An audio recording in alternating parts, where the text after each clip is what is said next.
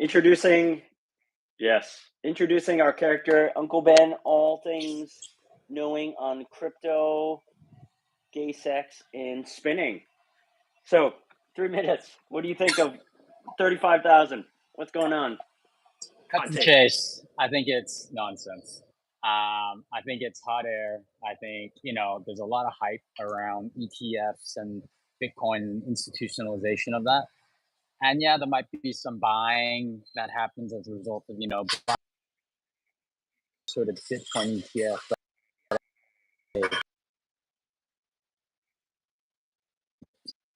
for maintain this level.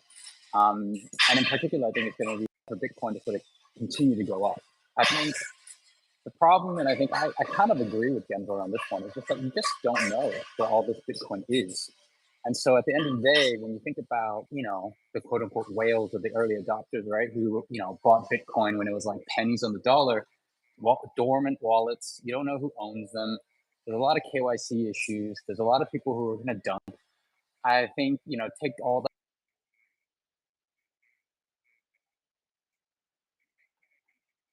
Staying power is going to be tough.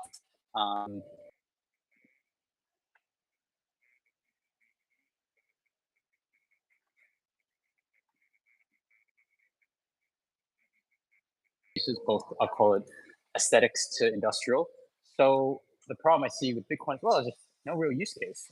Yes, they call it a payment mechanism and immutable ledger and all that great stuff, but at the end of the day, like in reality, who's really using it? It's a payment rail without people transacting on it. So kind of take all that together and I think it's hype. Still hype. I think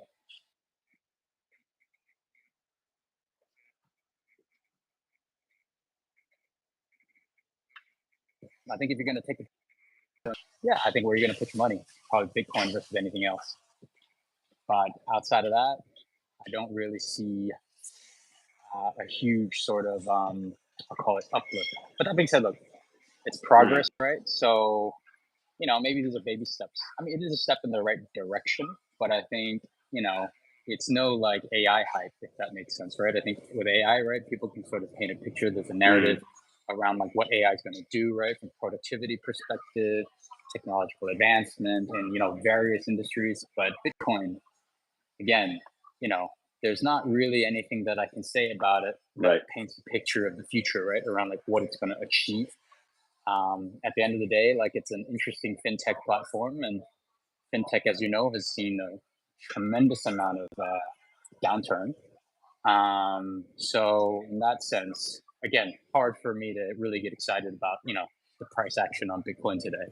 How about if the ETF is approved?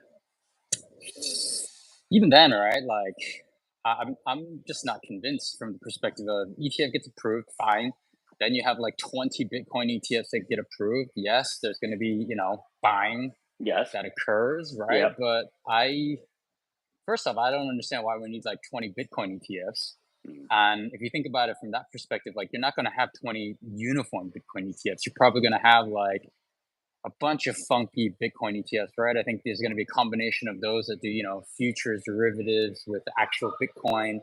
There's going to be guys who, buy the miners and then they're going to plus, other stuff. And so it's going to be like a hodgepodge of stuff at the end of the day. So, from that end, does it really do anything for the Bitcoin price? Maybe from the perspective of like, yeah, sure. Like there's going to be some demand, I think, to sort of, I'll call it, warehouse these ETFs and that kind of thing. But I just don't see why the Bitcoin price should sustain though. Because, once it hits like, I don't know, especially think about guys like Saylor, right? He's been dollar cost averaging. He's like 29K average price per Bitcoin. He has 100, I don't know, like 58K Bitcoins, right? Finally in the green.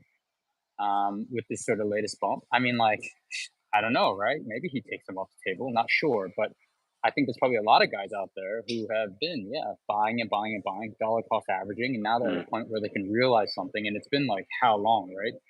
I could see them being like, yeah, I should take some money off the table. So I think there's gonna be people who sell into, the narrative, right? I mean, that's what I would do. Like, while things are pumping, you should definitely try to get some out. take some profits, right, and then see how things roll after that. So, in that sense, yeah, I think there's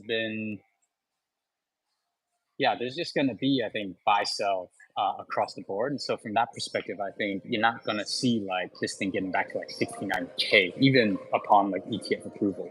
Okay. I think maybe you get into mid 40s, high 40s. Right. Okay. So it's good luck that there's the recent news, flight to safety, Ukraine, Hamas. There's some correlation with gold.